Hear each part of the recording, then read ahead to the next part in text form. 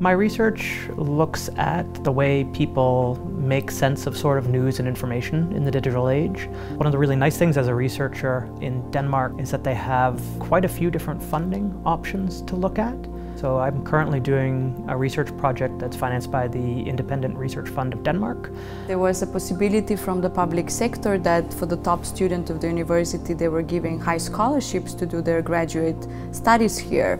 And just I think because of that I remained in Denmark, because I got support from the government to continue my studies on a master level and then PhD and so forth.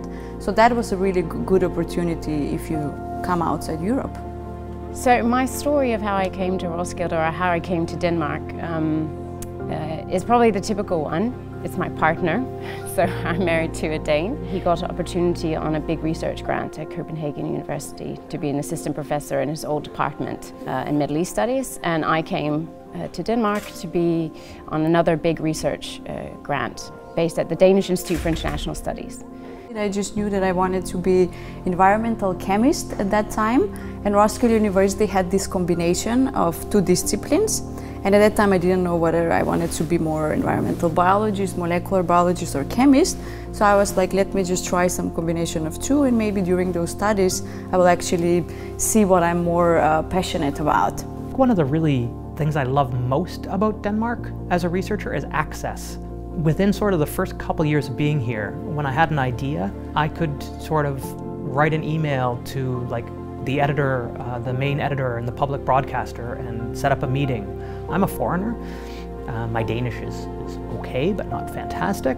But people were willing to really talk to me and view me as someone who might have something to contribute and who is worth taking the time to talk to. When you come as an international researcher, we try to help you get settled in Danish society, and as your place of work we also do our utmost to try and make you feel at home, both by introducing you to your new colleagues, to the professional or academic environments and support facilities that we have at the university.